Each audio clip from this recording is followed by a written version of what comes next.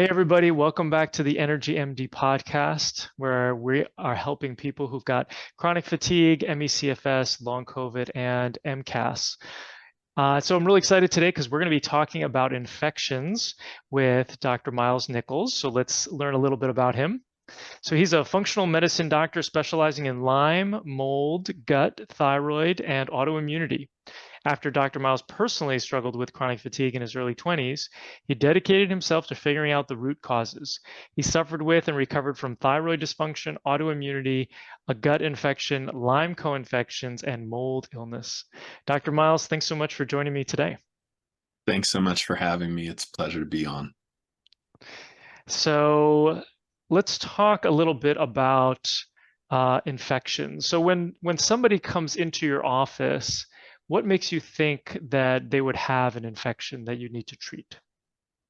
That's a great question. I assume that a lot of people probably have infections, but that not everyone needs them treated. So some of that is about a patterns of symptoms, and some of that is about physical signs. So part of it is patterns of symptoms, part of it are physical signs, part of it is doing a comprehensive case history and hearing what people say, and certain things that I've learned to sense into, or to, if people tell me a certain thing and I ask some more questions about it, for example, when symptoms started to onset for them, and if I uncover that there wasn't an obvious trigger that was either environmentally related or that was related to some kind of something that or traumatic event or a stressful event, if we can't find those things, I start to think, I wonder if infection may have been a part of the onset of symptoms for this person. Mm-hmm. Yeah, that's a really good point, because people could have infections in their bodies for long periods of times without symptoms, right? And then all of a sudden they get symptoms. Absolutely. And there could be a variety of ways in which the immune system could modulate, or other things could happen that could allow those symptoms or that infection to take hold. Mm-hmm. And what do you feel like, um, what do you feel like are some of the biggest infections that you find in people who have chronic fatigue?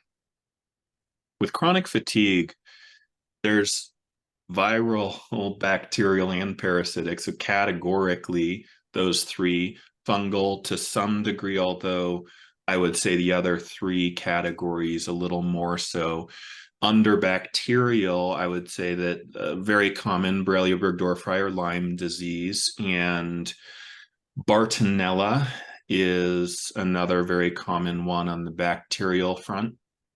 Parasitic, we see Babesia is one very common on the parasitic front, and then certain other parasites that are probably hard to diagnose. I see some nematodes and certain worm infections, and things like Entamoeba histolytica are other parasitic infections that can play a role. Some of them are hard to diagnose. And then on the viral side, Epstein-Barr reactivation, COVID or post-COVID, there can be general viral load that we're really not sure. Some stomach biopsies are showing enteroviruses in stomach biopsy, but they're hard to test for in the blood. And those may be very related to chronic fatigue as well.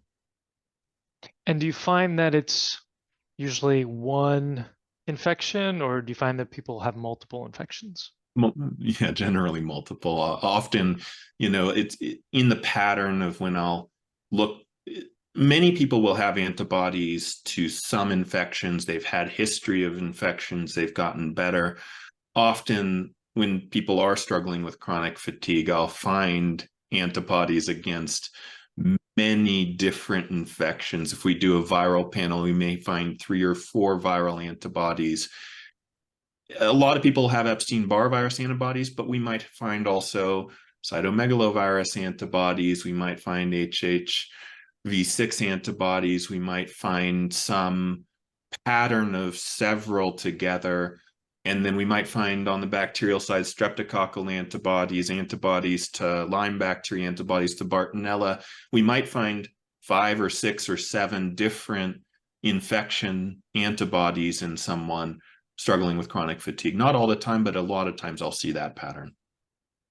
And so then how do you unwind that ball or unwrap that onion? How do you go about addressing all of them? Do you find you have to address all of them, or do you find that there's a linchpin that ends up getting rid of the other ones? What are you seeing?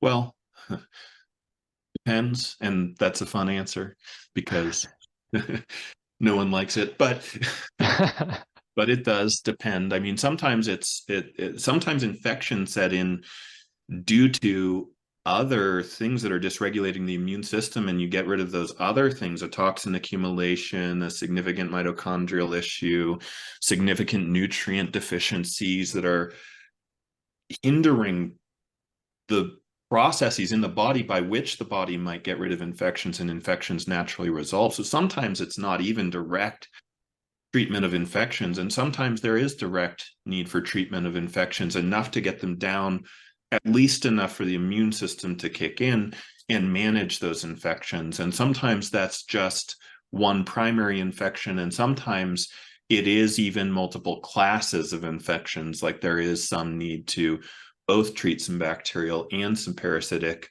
infections before that immune function can start to take care of the rest of what's there. Usually don't have to go down the list of every single infection and treat every single one, though. Yeah, I would agree. And it seems like I have more success getting rid of infections when I'm also addressing the heavy metals, the chemicals, the molds.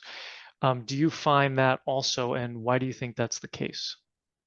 Yeah, absolutely find that. And as I was just saying, that sometimes you take care of something else and the immune function can take care of infections, I think that's a big part of it. We know mold illness can create this chronic inflammatory response syndrome that can highly dysregulate the immune function.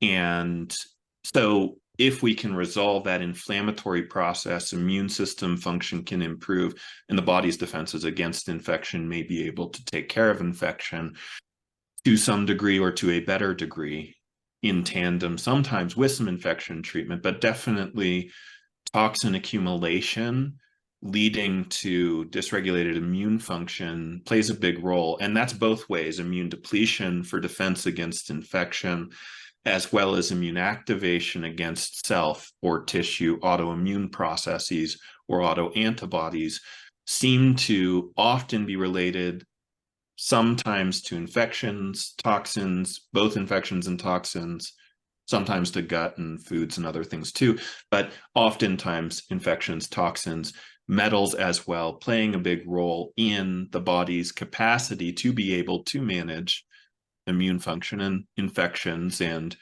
so metals can absolutely also get in the way, create inflammation, create problematic immune dysregulation that can contribute to it being a lot harder to get rid of infections. And especially if some basic infection treatment has failed, I find that mold toxins, that metals, that accumulations in the body will be significant in helping to get rid of the infection at that point. And so, I struggle with lab testing for some of these for that very reason. You're talking about how heavy metals, chemicals, molds, and even infections will cause a dysfunctional immune system. And you also mentioned that oftentimes when you're doing some testing, you're looking at antibodies to some of these infections. So how do you rationalize asking a dysfunctional immune system to give you an accurate read on some of these tests? I mean, labs are part of a puzzle, and clinically, it becomes there's an art and there's a science to it, and as lab testing improves over the years, we may get better lab testing. But for infections right now, I agree it's not perfect, and we can get some good lab evidence for exposure, and that's kind of where I use labs related to infections, are to get evidence for exposure. And then I want to have a symptom match.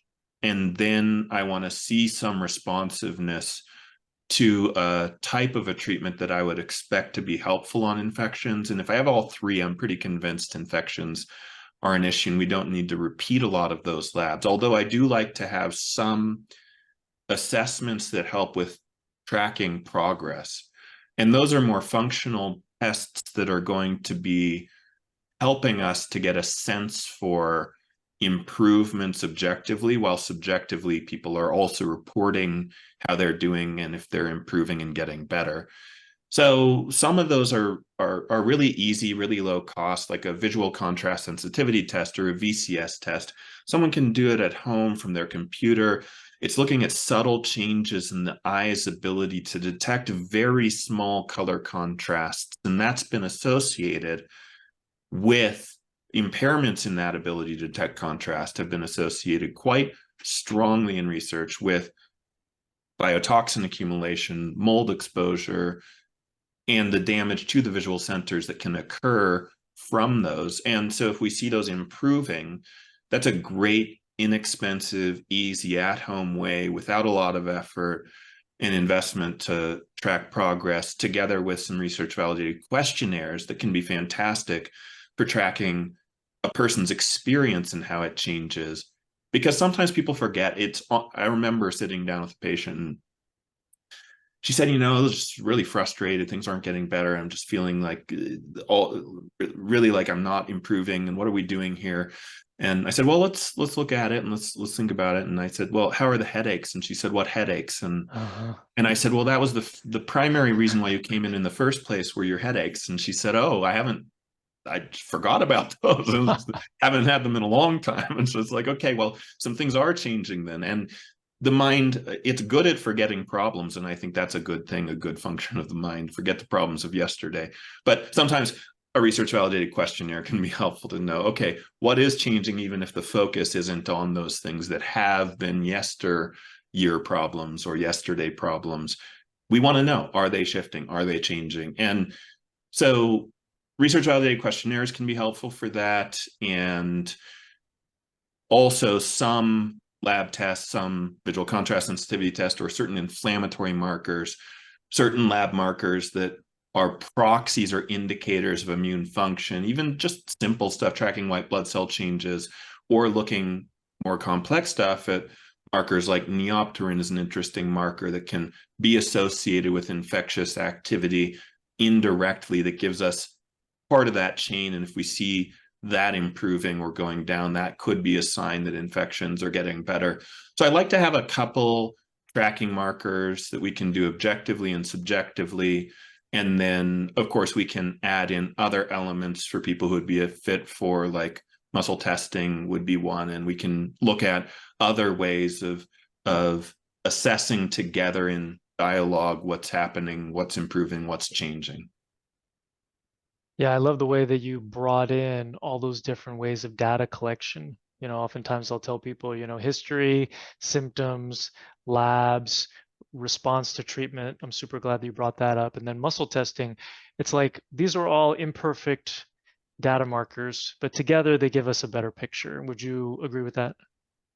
Absolutely. And it does become a picture or a pattern. There's a sense about it of what is mainly going on, and that is part of the art of medicine, not just the science. And so putting together all these different data points into a tapestry and looking at that tapestry as a whole, and just having, for me, I just get a feeling like this is a little more of an infectious dominant tapestry at the moment. And not that that won't change, but that this other one is a little more of a toxin dominant tapestry at the moment. This one is a little more, gut dominant at the moment. And that guides the focus of treatment. Not that we won't address multiple areas at a time, but, Right. we can't, and there's no need to address everything all at the same time. Right. Yeah, I think that's important, that a lot of people don't realize that we do want to look at all of the causes, and oftentimes you get rid of a number of them, it frees up the immune system, it can help get rid of the other infections. So I'm really glad that you brought that up. You mentioned research validated questionnaires. Are you talking about MSIDs, or what do you like to use? Yeah, with infections, MSIDS is a great one. For the toxin and mold, the CRS questionnaire is a is a nice one that can be used, and so those two I use a lot. I like the MSQ as a general sense for overall toxicity or symptom picture. So MSQ is another one. There are some ones like NIH validated questionnaires like the Promise 29. I don't like it as much for what it is. But it's highly research validated, so it's good from a research perspective. But really MSQ, MSIDS, and SIRS are my main go-to 3 questionnaires that I use. Nice. So let's talk about mood and infections. How do infections influence people's mood? This is something that I feel so passionately about that I had started a summit called Microbes and Mental Health, and to really look at this connection. Mental health issues and concerns have largely been thought to be neurotransmitter imbalances in the brain, serotonin deficiency, changes in dopamine, and that's been kind of where research and where pharmaceutical interventions have been focused on, are these neurotransmitter changes in the brain. But recent research coming up has shown that there may be very little to no connection between things like serotonin depletion and depression. And that's pretty shocking. It's been pretty shocking to a lot of clinicians and researchers that the evidence is fairly weak. If one umbrella review put it so strongly as to say there's no evidence, there's no good evidence, or the overarching umbrella review of looking at it all says there may be no connection between serotonin depletion and depression. And this just throws a lot of questions out as to, well, then what is causing things like depression and anxiety and some of the, OCD and these issues, these mental health issues that are arising and becoming more and more significant, and trauma and PTSD or complex trauma that isn't PTSD, that's on a spectrum that maybe a huge chunk of the population, if we broaden it to complex trauma, are struggling with that. And when we're looking at this and we're looking at causes, I mean, there is no pin the tail on the donkey exact for sure this is the only cause, but there's a very strong body of evidence that there's a cytokine theory for depression where inflammation, cytokines are proteins that are inflammatory in nature. And there's a very, very strong body of research and evidence now that show that inflammatory markers in the blood go up, symptoms of depression correlate and go up. And then inflammatory markers go down, symptoms of depression go down in many cases, not every case, but in many cases. So then it begs the question, well, what causes systemic and chronic inflammation? Now we're starting to see, okay, well, infections and toxins and gut microbiome changes and poor diet and certain lifestyle changes and exposure to chemicals. And we start to get this tapestry of things that are contributing to chronic inflammation. And then we look at some research that shows a direct effect of infections on the brain. So we see, for example, strep or streptococcus. So we see strep being one bacteria that can directly impact the brain and brain function.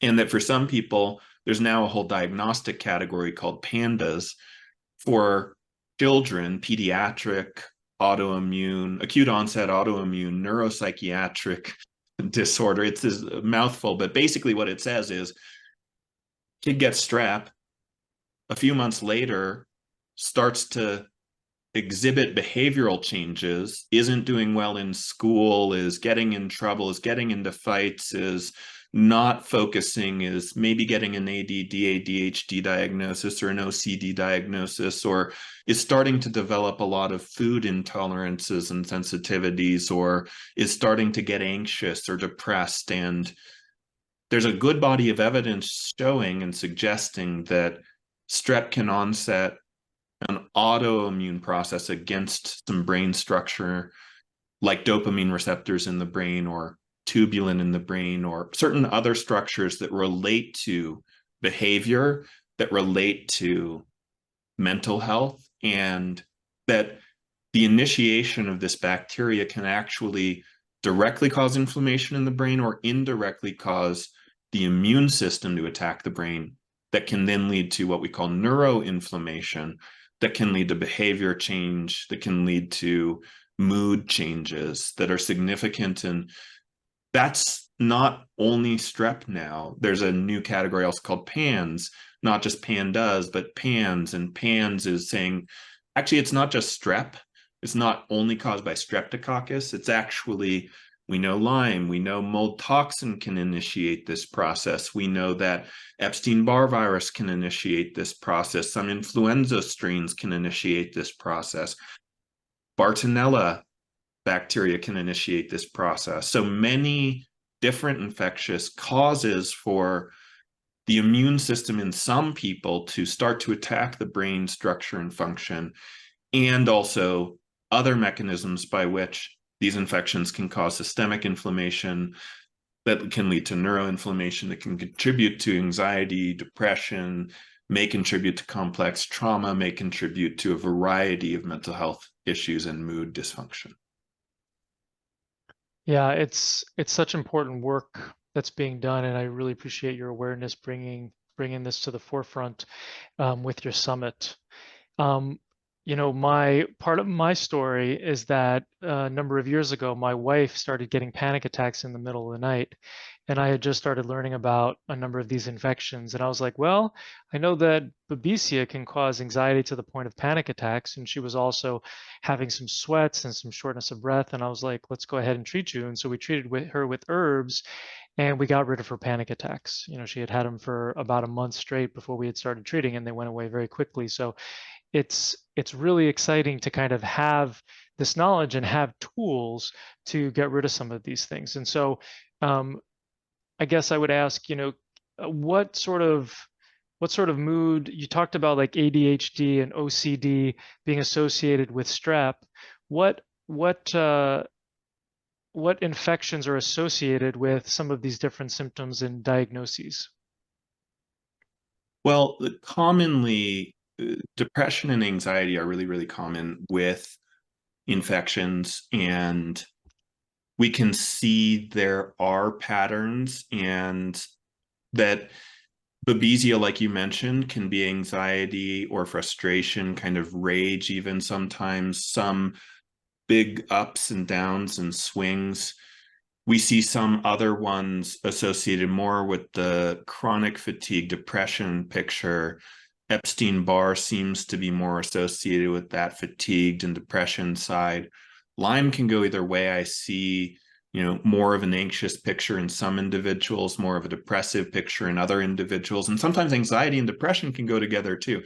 People can have an underlying sense of chronic fatigue, brain fog, depression with an anxious, wiry, frustrated kind of a overpinning to it. So some infections seem to overlap in that, but certainly I see a lot of viral associations with the chronic fatigue, the heaviness, the depressive, the lows, and I see some of the bacterial parasitic infections like Babesia, Bartonella, and Borrelia or Lyme being associated often with these hypervigilant, kind of an overstimulated, anxious type of frustrated and stress used to not.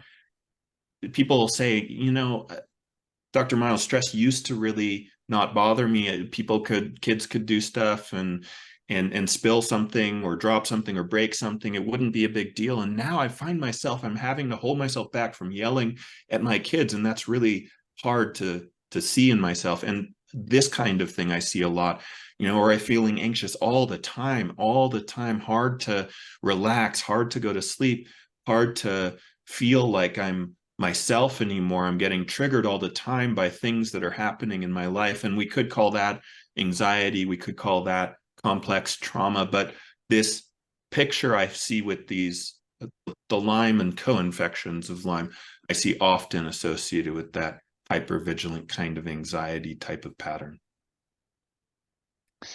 So let's talk a little bit about parasites. So where do parasites fit in this whole equation in terms of, I guess the bigger picture is in terms of how do you determine which infection to go after first? So I guess maybe answer that question first, and then we can talk a little bit more about parasites. So that is a complex question that does combine. I mean, there's a lot of case history that goes into that question, taking good history and seeing when did stuff change for a person? How did it change? What was going on around that time? Like I was just chatting right before this interview with a patient who she had had this onset many years ago of right after a bullseye rash and a known tick bite. She had a significant onset of neurologic symptoms and mental emotional symptoms that got diagnosed actually as MS before they figured out that it was actually Lyme causing these symptoms. And Lyme treatment was very successful in helping her re-regulate. But then just recently, she's now having this severe fatigue picture. Well, we have known Lyme trigger, but right before this severe fatigue picture, she got COVID for the second time.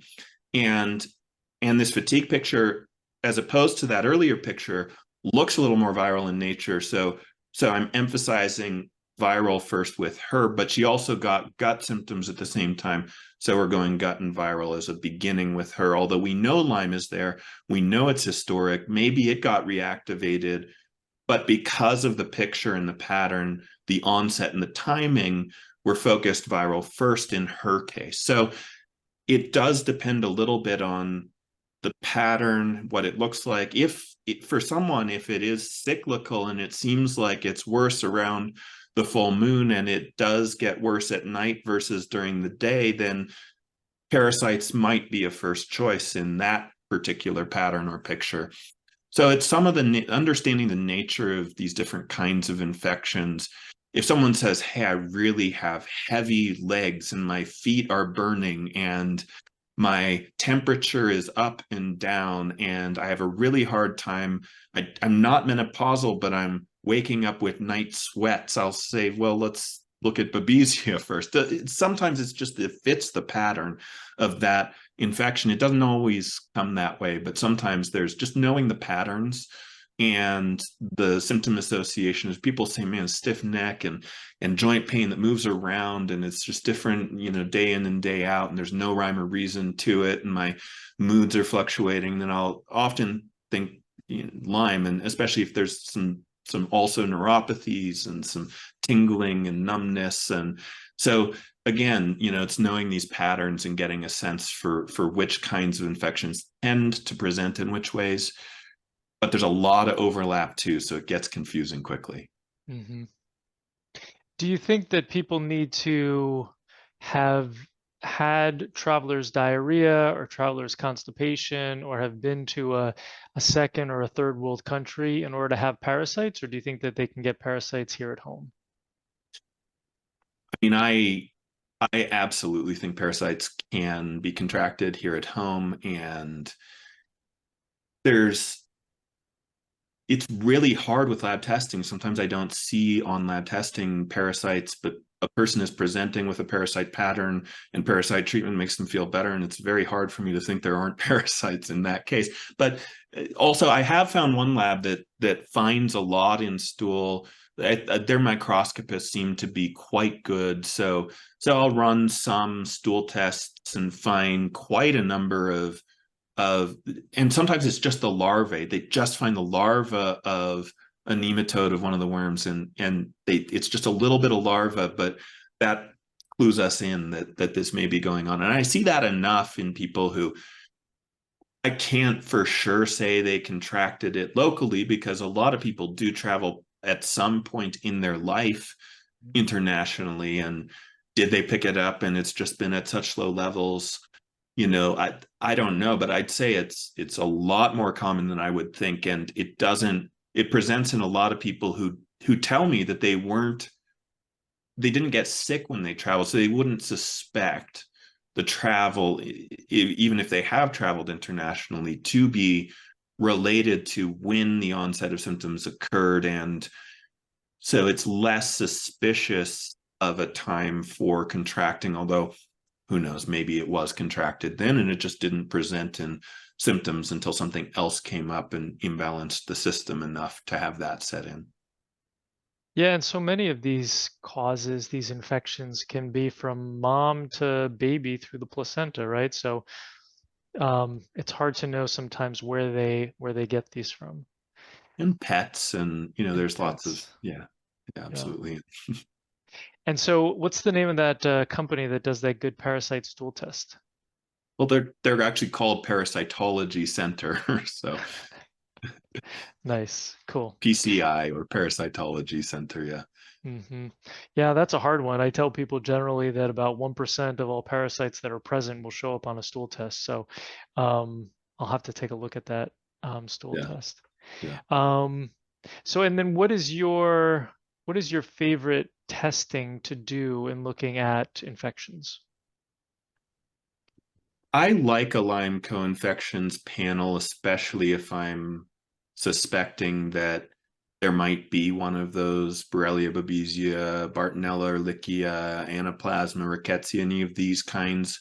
I'll use the Vibrant Wellness Tick-Borne and Co-Infections panel, or the IGeneX 5 IBL panel are my top two go-tos. DNA Connections has a urine PCR test that with provocation can be good as well. So those are the three. If looking just for Bartonella, Galaxy Labs can be good, but I really mostly use Vibrant Wellness and IGeneX with occasionally some DNA Connections or Galaxy.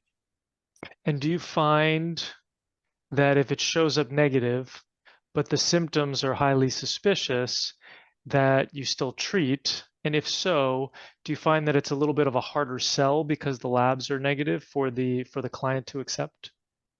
Yeah, absolutely, and especially true for some of the co-infections seem to be like, I see a lot of things that present like Bartonella, and Bartonella does seem harder to show for whatever reason on those labs, and I do see it show sometimes when it does. It just gives, it does give people that confidence, that feeling that okay, we know there's, or we're pretty confident at least there's been exposure. The immune system's making antibodies. Why else would it?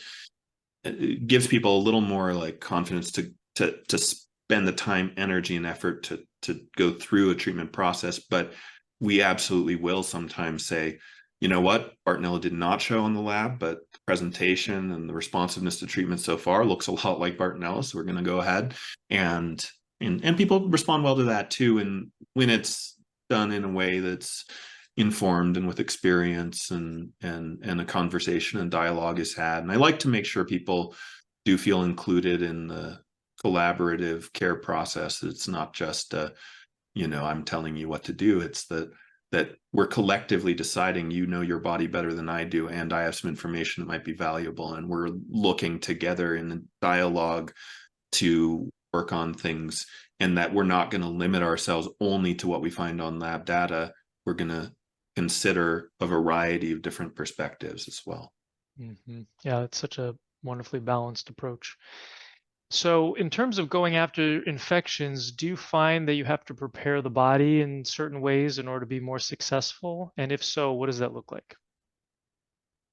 Sometimes and sometimes not. I Most of my infection treatment involves supportive elements built within even formulas. So for example, if we're using an herbal formulation that is targeting Lyme and co-infections, we may, within that formulation design, there's actually some support for adrenal function, support for building up the yin or the yang in the body from the Chinese medicine perspective. So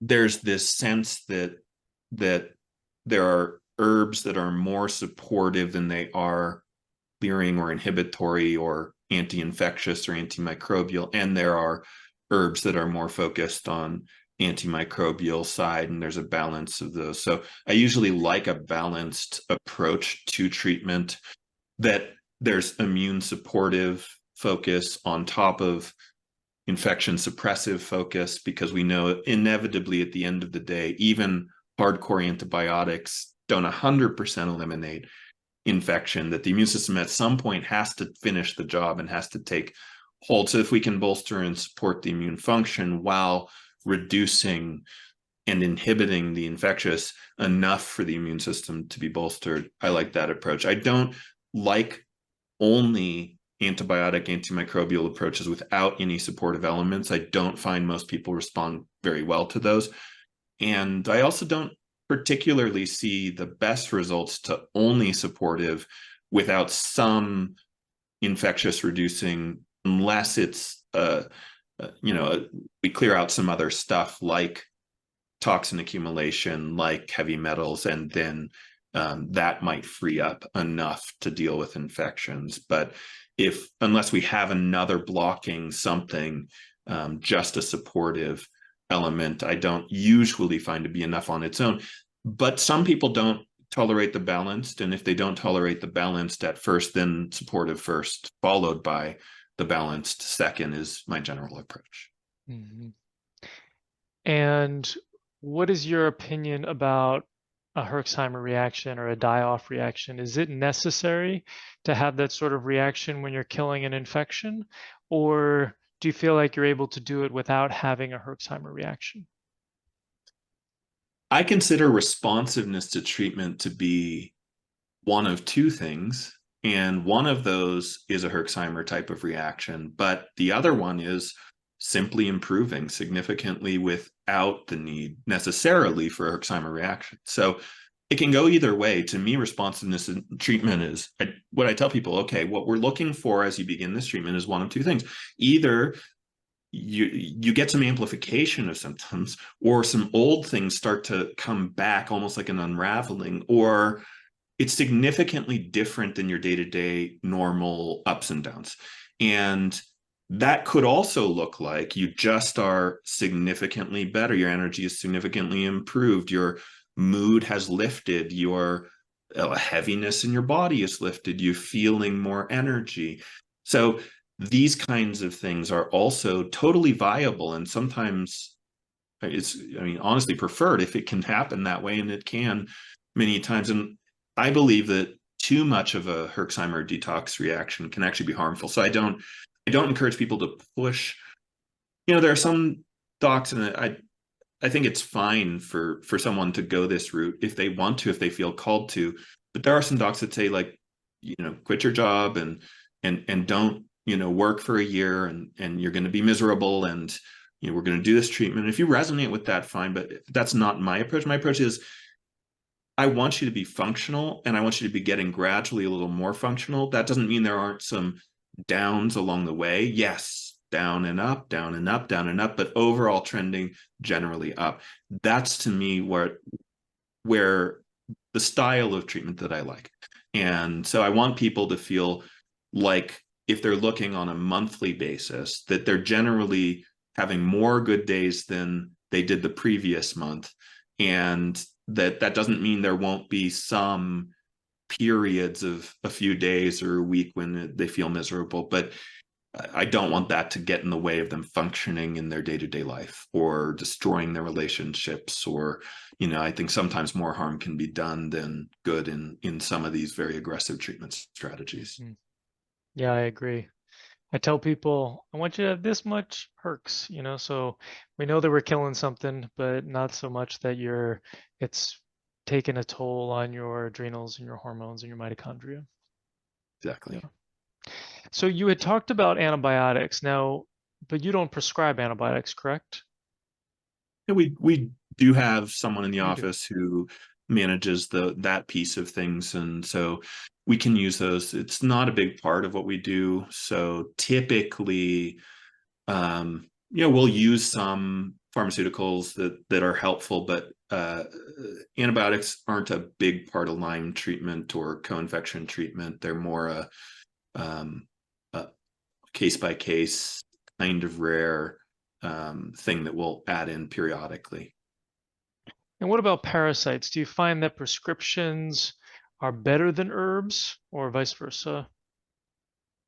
Yeah, when it comes to parasites, actually, I have found the opposite clinically, where pharmaceuticals are often often utilized and a first go-to in the clinic here. We seem to see that a lot of people who even have tried multiple rounds of herbals will respond to a nicely designed pharmaceutical parasite formulation.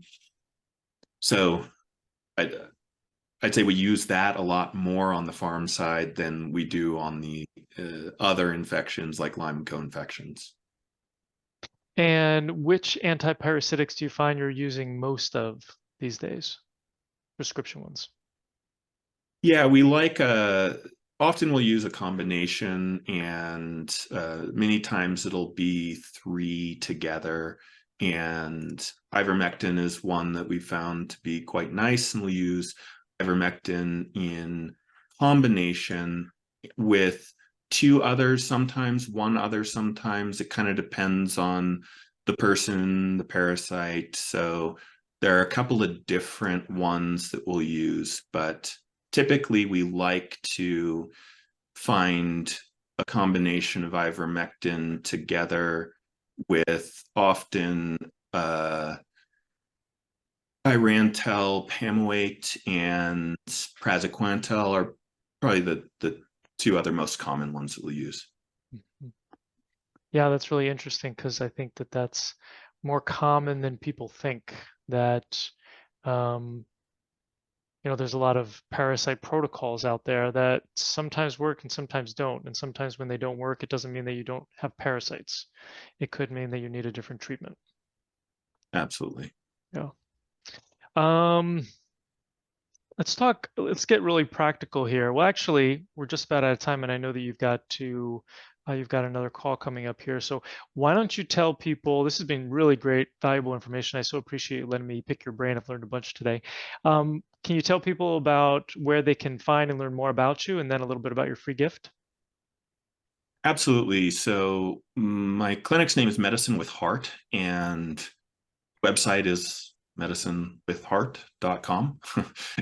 So easy one to remember. And there's a great blog. We put out articles on a weekly basis, totally free. So highly encourage people to check out the blog at medicinewithheart.com.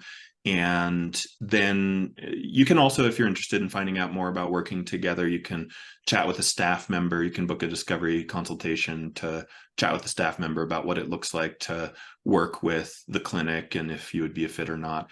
And then when it comes to the gift, we're put together a guide, and this guide is quite comprehensive, I think, on looking at the research and the perspectives and the clinical findings for the associations between infections and the brain, especially mental health issues, but also neurologic symptoms, including chronic fatigue, including brain fog, including headaches, including cognitive decline, memory issues, things like Alzheimer's, dementia. So it's really looking at that brain connection with infection, some of the research that's associated with that, some of the practical things, labs and supplements and things that we found effective. So it is called Microbes and Mental Health, and we'll be offering that guide for your listeners. Awesome. Thank you. Yeah, we'll drop those links below. Dr. Miles, thank you so much for joining me today. I really appreciate you coming on. Dr. Evan, thank you so much for having me. Take care and have a wonderful day, everyone. I hope you learned something on today's podcast. If you did, please share it with your friends and family and leave us a 5-star review on iTunes. It's really helpful for getting this information out to more people who desperately need it. Sharing all the experts I know and love and the powerful tips I have is one of my absolute favorite things to do. Thanks for being part of my community. Just a reminder, this podcast is for educational purposes only and is not a substitute for professional care by a doctor or other qualified medical professional. It is provided with the understanding that it does not constitute medical or other professional advice or services. Thanks for listening, and have an amazing day.